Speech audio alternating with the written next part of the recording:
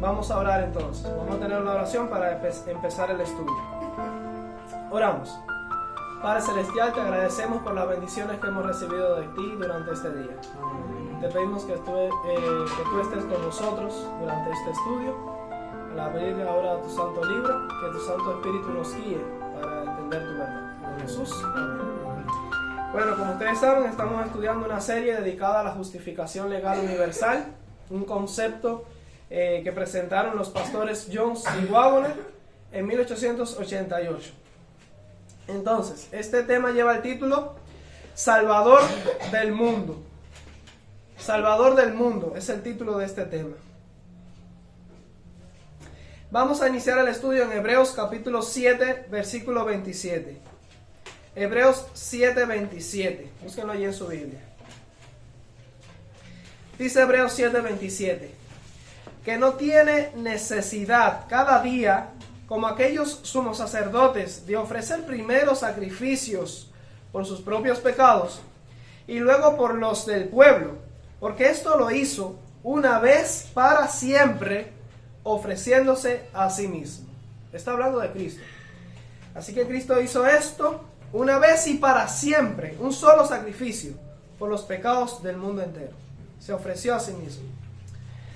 ¿Qué pasó realmente en la cruz? ¿Qué fue lo que pasó allí? Cargó Cristo solo los pecados de aquellos que habían vivido hasta ese momento y que por medio de su fe se habían arrepentido y confesado sus pecados. Llevó solamente el peso de los pecados de aquellos que habían confesado sus faltas hasta ese momento, o sea, hasta el año 31. ¿Qué pasa entonces con los pecados de aquellos que nunca creyeron en Cristo, ni aceptaron el sacrificio expiatorio de Jesús en esos 4000 años de historia pasada? Estamos hablando de la vida, de la historia de la humanidad antes de la cruz de Cristo. ¿Llevó Cristo los pecados de todos los que vivieron hasta ese momento? Incluso los de las personas que vivieron, pero que no creían en Él, que no le aceptaron como sacrificio expiatorio. ¿Qué pasaría entonces con los pecados de los que vivirían después? O sea, los 2000 años de historia restante que hemos estado desarrollando después de la cruz de Cristo. Vamos a leer Hebreos 9:26. Hebreos capítulo 9, versículo 26 dice: de otra manera, le hubiera sido necesario padecer muchas veces desde el principio del mundo. Pero ahora, en la consumación de los siglos, se presentó una vez y para siempre por el sacrificio de sí mismo para quitar de en medio, ¿qué cosa dice ahí? El pecado de todos. El pecado, muy bien. Vamos a Hebreos capítulo 10, versículos 10 al 14. Hebreos 10, 10 al 14 dice: en esa voluntad somos santificados, mediante la ofrenda del cuerpo de Jesucristo, hecha una vez para siempre. Y ciertamente todo sacerdote está día tras día ministrando y ofreciendo muchas veces los mismos sacrificios, que nunca pueden quitar los pecados. Pero Cristo, habiendo ofrecido una vez para siempre un solo sacrificio por los pecados, se ha sentado a la diestra de Dios. De ahí en adelante, esperando hasta que sus enemigos sean puestos por estrado de sus pies. Porque con una sola ofrenda hizo perfectos para siempre a los santificados. Y ahora ustedes recordarán uno de los textos que leíamos en un tema anterior, que es Isaías 53, 4 al 6. Búsquenlo ahí también. Isaías 53, 4 al 6 dice: ciertamente llevó Él nuestras enfermedades y sufrió nuestros dolores. Y nosotros le tuvimos por azotado, por herido de Dios y abatido. Mas Él herido fue por nuestras rebeliones, molido por nuestros pecados. El castigo de nuestra paz fue sobre Él, y por su llaga fuimos nosotros curados. Todos nosotros nos descarriamos como ovejas, cada cual se apartó por su camino, mas Jehová cargó en Él el pecado de todos nosotros. Amén. Eso dice textualmente la Biblia. Amén.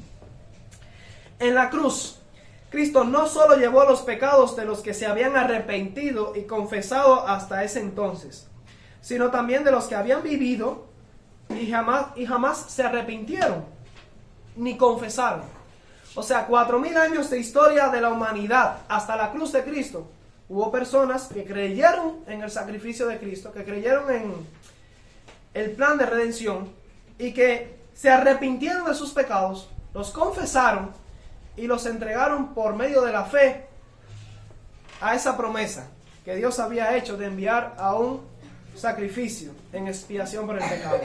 Cuando Cristo murió en la cruz, pagó esos pecados, o sea, los pecados de aquellos que se arrepintieron, creyeron en Él y confesaron sus transgresiones en esos 4000 años. Pero en la cruz Cristo también llevó de esos 4000 años de historia pasada los pecados de aquellos que nunca creyeron en Él, que nunca lo confesaron, que nunca se arrepintieron de sus pecados. Él también llevó esos pecados y los pagó. Así que no llevó solo de los que se habían arrepentido y confesado hasta ese momento, sino también de los que habían vivido y jamás se arrepintieron ni confesaron. Ahora, también cargó con la penalidad de los que en un futuro, ahí entramos nosotros, en un futuro pecarían y mediante su fe se arrepentirían de sus pecados. Pero aún más que eso, Cristo fue más allá, llevando sobre sí los pecados de los que vivirían en el futuro, pecarían y jamás se arrepentirían.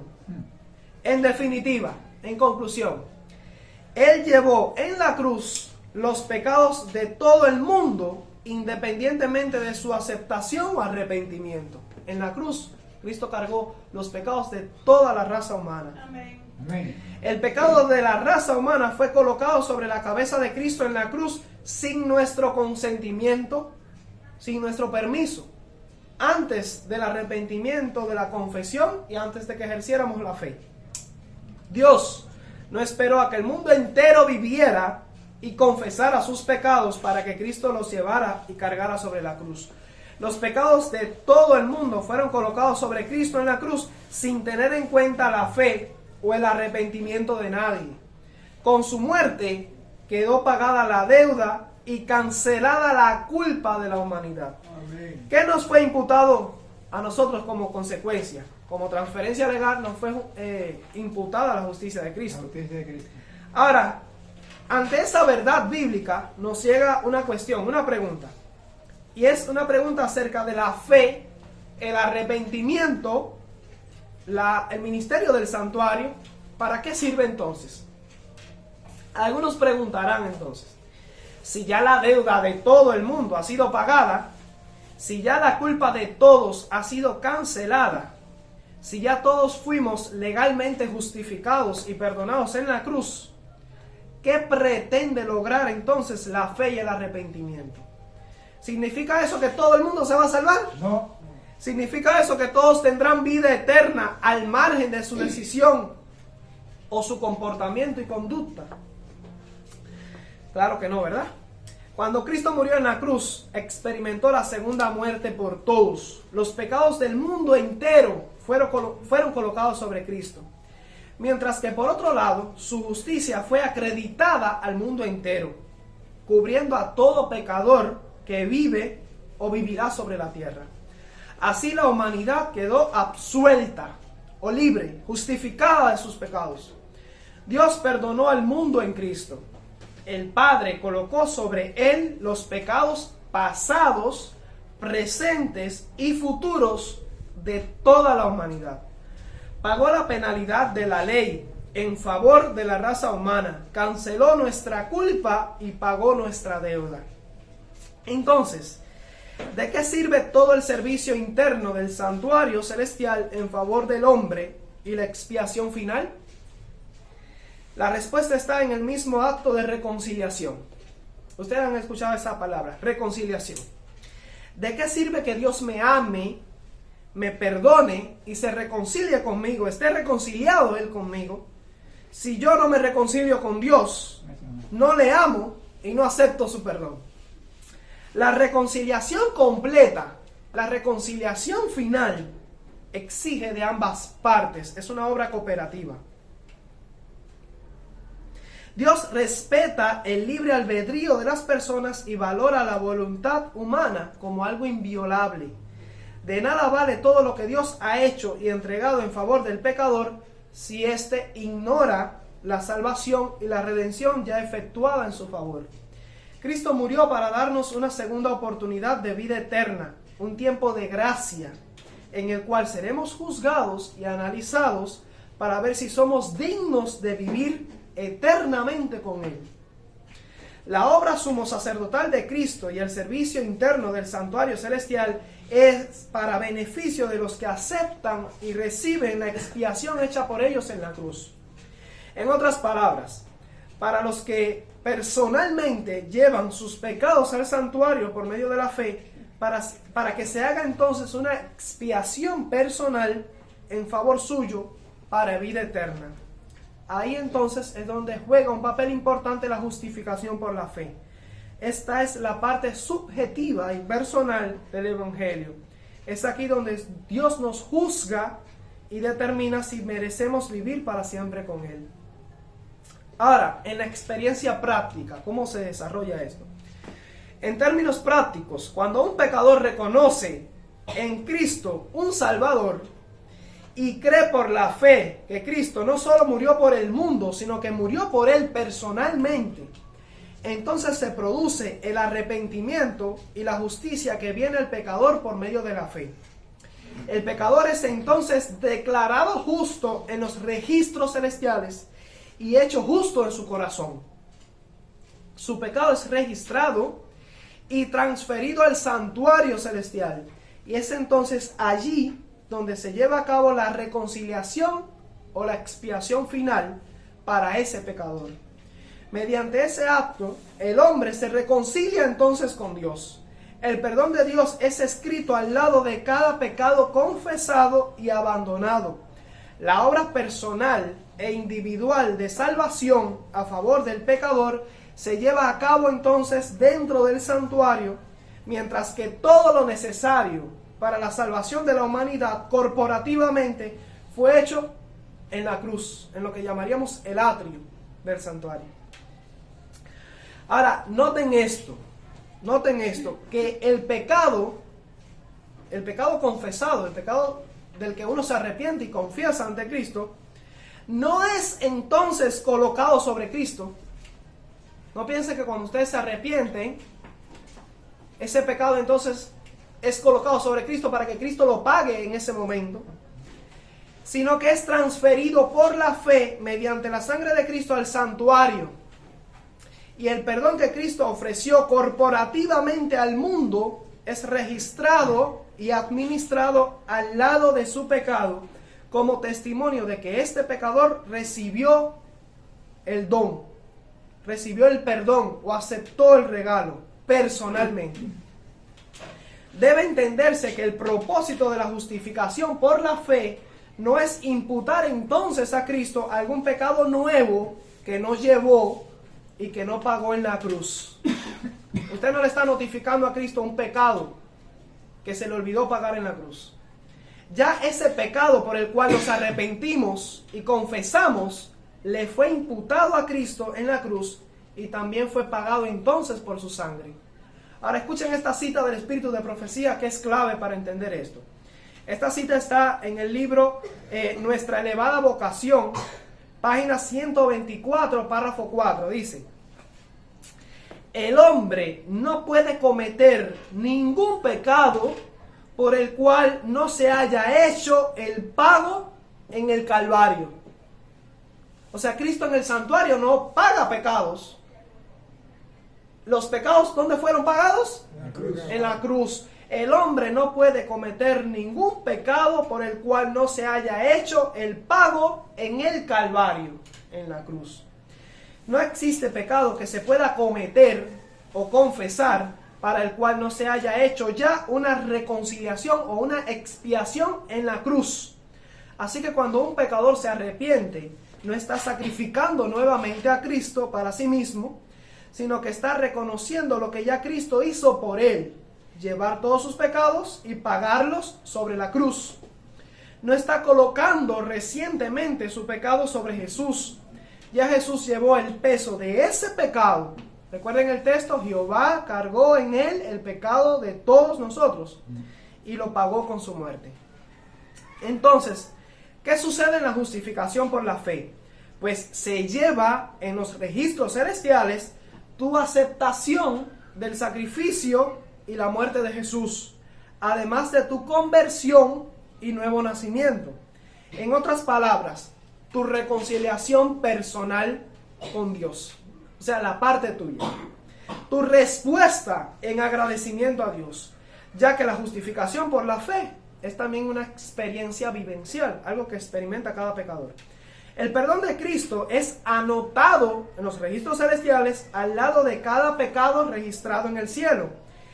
Y en cierto sentido somos perdonados nuevamente en la justificación por la fe. Somos perdonados, justificados, declarados y hechos justos individualmente.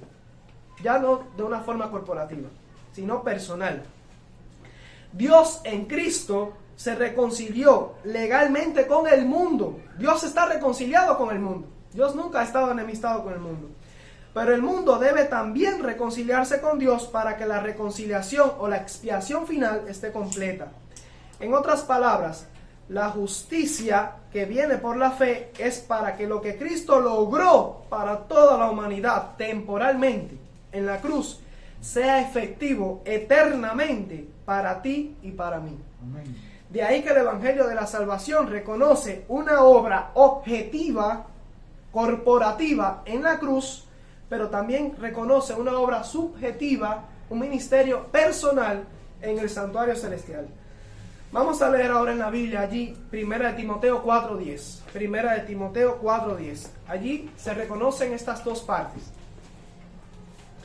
1 Timoteo 4:10 dice que por esto mismo trabajamos y sufrimos oprobio, porque esperamos en el Dios viviente. Ese es Cristo. Amén. Esperamos en el Dios viviente, que es el Salvador de todos los hombres. Amén. Mayormente de los que creen. Así que Cristo es el Salvador de todos los hombres. Nótese que ahí no dice que puede ser el Salvador de todos los hombres, sino que Él es el Salvador de todos los hombres. Pero en un sentido es el Salvador mayormente ¿de quiénes? De los que creen. De los que creen. Ahora podemos entender que Cristo es efectivamente el Salvador de todos los hombres. Sin embargo, de una forma especial de los que creen. En la cruz fue el Salvador de todos los hombres, pero su ministerio en el santuario es mayormente para los que creen por medio de la fe. No se trata de que Cristo pueda llegar a ser tu Salvador, sino que es efectivamente, ya Él es tu Salvador. Y este es un mensaje precioso para comunicarle a toda persona en la calle. Él es el Salvador de cualquier ser humano que ustedes puedan ver de frente. Y eso lo podemos entender en base a lo que les he estado explicando anteriormente. Nadie será salvo por la eternidad, finalmente, solo porque Cristo lo amó y se entregó en propiciación por él. Si no viene la reconciliación de ambas partes, o sea, la parte del pecador que tiene que responder, no habrá vida eterna para los pecadores. Solo tendrán, tristemente, la vida temporal que la debemos gracias a la cruz. Amén. Y solo se van a quedar con eso, si no responden de una manera satisfactoria a lo que Cristo hizo por ellos. Ahora podemos entender entonces, en base a qué viene la vida temporal y la vida eterna, cuál es la causa y de qué depende. La vida temporal que tiene todo pecador es en virtud de la reconciliación que Cristo efectuó en la cruz por todos. Ahora, la vida eterna depende de nuestra reconciliación en respuesta a la benignidad de Cristo. Que Cristo es efectivamente el Salvador de todo el mundo. Eso lo dice claramente la Biblia. Y vamos a leerlo ahí. Vamos a Juan 4:42. Juan capítulo 4, versículo 42. La Biblia lo deja claro.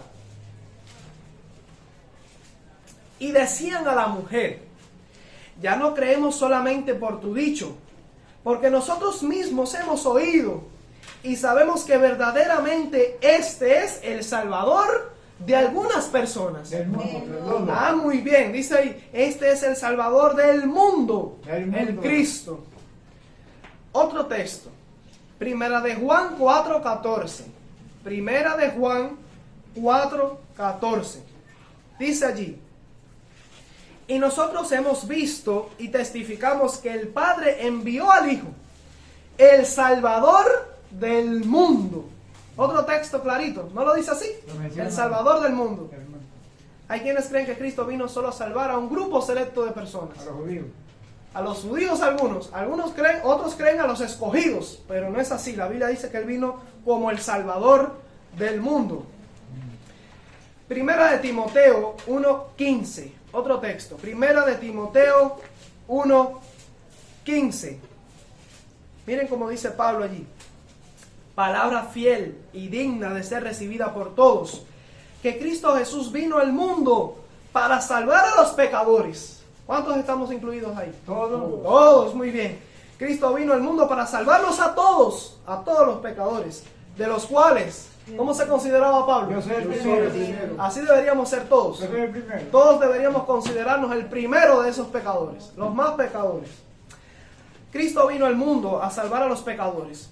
¿Cumplió o no cumplió Cristo con esa encomienda? Claro que sí. Claro que la cumplió. Por supuesto que la cumplió. Cristo salvó a todo el mundo cuando vino. Salvó a la humanidad. No dejó esa tarea sin cumplir. Dios hizo en Cristo todo lo que era posible hacer para salvar al pecador. El resto depende de nuestra respuesta a eso. Él está muy... así que hay alguien que algunas personas lo han ilustrado de esta forma. Y está muy bien representarlo de esta forma. El hecho de que la salvación es un don, un regalo, que ha sido colocado a disposición de todos sobre la tierra. A todos se les ha dado ese regalo, el regalo de la salvación. La tienen en sus manos. Sin embargo, no todos quieren quedarse con ese regalo. No todos quieren aceptarlo. De hecho, nadie ha muerto aún la segunda muerte, ya que Cristo los salvó de la muerte eterna. Nadie necesita por qué sufrir la segunda muerte. No necesitan sufrir la muerte de condenación, solo basta creer, aceptar y recibir lo que ya tiene nuestro nombre, la salvación. Lo que ya ha sido comprado para cada uno de nosotros, la libertad, la vida. Ahora, vamos a leer a continuación cómo lo entendió la hermana White, cómo lo entendió el espíritu de profecía, y con eso vamos a terminar. Cómo Elena de White entendió este mensaje tan hermoso del Evangelio. Escuchen esto, dice Mensajes Selectos, tomo 1, la página 326, párrafo 1. El Salvador del mundo se convirtió en pecado por la raza humana. Una oración sencilla así. Lo llama el Salvador del mundo, en armonía con la Biblia. En el eco de la Biblia, 8 de enero de 1894, párrafo 3 dice: el Redentor del mundo estima, quiere decir valora, ama, aprecia, estima el valor del alma humana por el precio que ha pagado por ella en el Calvario. Otra cita, esta es de la Review and Herald, 5 de marzo de 1901, párrafo 8, dice: Cristo, y esta es bellísima esta declaración, dice: Cristo es la luz que ilumina a todo hombre que viene al mundo. Todo bebé que nace en el mundo, fíjense, no solo el bebé de los cristianos, no solo el bebé de un matrimonio cristiano. Dice que Cristo es la luz que ilumina a todo hombre que viene al mundo, que llega al mundo. Desde Adán, a través de la era patriarcal, esta luz aclaró el camino al cielo. Cristo fue tan verdaderamente un salvador antes como después de su encarnación. No piensen que Cristo comenzó a salvar a la raza humana cuando se hizo carne y vino a la tierra. Cristo ha estado salvando a la raza humana desde que Adán pecó. Y desde la eternidad ya estaba predeterminado. En el mismo momento de la transgresión y la apostasía, comenzó su obra, trabajando por la salvación del hombre con una actividad igual a la de Dios. El deseado de todas las gentes, página 518, los párrafos 3 y 4, dice lo siguiente. Las palabras dichas con indignación: ¿por qué se pierde esto?, recordaron vívidamente a Cristo, el mayor sacrificio jamás hecho, el don de sí mismo en propiciación por un mundo perdido. El Señor quería ser tan generoso con su familia humana que no pudiera decirse que Él habría podido hacer más. En el don de Jesús, Dios dio el cielo entero. El cielo entero fue entregado en Cristo. Desde el punto de vista humano, tal sacrificio era un derroche desenfrenado, porque la gran mayoría tristemente no lo va a aceptar. Es como un derroche. Así que desde el punto de vista humano, tal sacrificio era un derroche desenfrenado. Para el raciocinio humano, todo el plan de salvación es un derroche de mercedes y recursos. Podemos ver abnegación y sacrificio sincero en todas partes. Bien pueden las huestes celestiales mirar con asombro a la familia humana que rehúsa ser elevada y enriquecida con el infinito amor expresado en Cristo. Bien pueden ellas exclamar: ¿por qué se hace este gran derroche? Pero la propiciación para un mundo perdido había de ser plena, abundante y completa. La ofrenda de Cristo era sumamente abundante para enriquecer a toda alma que había creado. No debía restringirse de modo que no excediera al número de los que aceptarían el gran don. No todos los hombres se salvan. Sin embargo, el plan de redención no es un desperdicio porque no logra todo lo que está provisto por su liberalidad. Debía haber suficiente y sobrar. ¿Escucharon eso? Qué bonito. Una cita hermosa que explica lo que Cristo demostró y logró allí en la cruz. Hay suficiente para salvar a todos. Amén. Amén. La siguiente cita es del libro Palabras de Vida del Gran Maestro, página 149, párrafo 2. Dice allí: Cristo representa con la oveja perdida no solo al pecador individual, sino también al mundo que ha apostatado y ha sido arruinado por el pecado. Y una vez más aquí encontramos la obra de Cristo, la obra de redención, en los dos aspectos. Tiene un aspecto subjetivo, personal. Hay un trabajo personal, pero también hay un trabajo corporativo. Hay algo que Cristo hace por el mundo entero. Así que Cristo representa con la oveja perdida no solo al pecador individual, sino también al mundo que ha apostatado y ha sido arruinado por el pecado.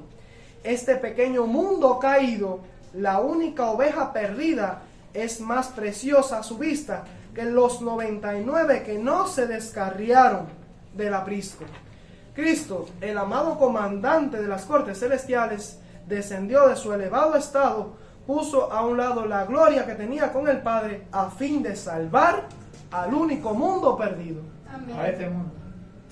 Señales de los tiempos, 5 de febrero de 1894, párrafo 8 dice: escuchen esto.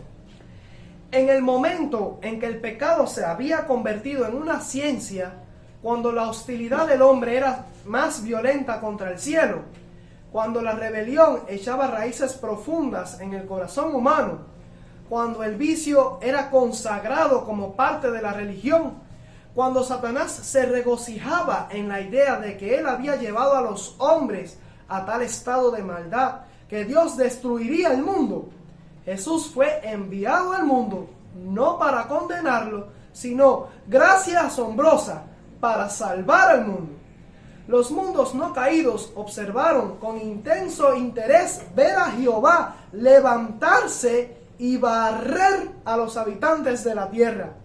Y Satanás se jactó de que si Dios hacía esto, completaría sus planes y se aseguraría la lealtad de los mundos no caídos. O sea, si Dios se levantaba y barría, que tenía derecho a hacerlo, podía haberlo hecho en justicia, Dios podía haber barrido la tierra. pero se habría ganado Satanás el corazón de los mundos no caídos. Tenía argumentos listos para culpar a Dios y extender su rebelión a los mundos de arriba, pero en esta crisis, en lugar de destruir al mundo, Dios envió a su Hijo para salvarlo. Amén. El apóstol vislumbró el plan y se incendió en inspiración sobre el gran tema. El lenguaje no puede expresar su concepción, pero siempre cae por debajo de la realidad. Por mucho que yo me esfuerce tratando de explicar esto, lo que la cruz logró para el universo, para este mundo, siempre me voy a quedar cortico, por debajo de la realidad.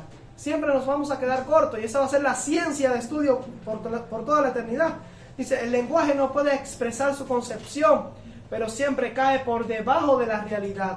Juan exclama, mirad cuál amor nos ha dado el Padre, para que seamos llamados hijos de Dios. Por eso el mundo no nos conoce, porque no le conoció a Él. Les leo 3 citas más y terminamos. Dice, esta está en Mensajes Selectos, tomo 1, página 124, párrafo 4.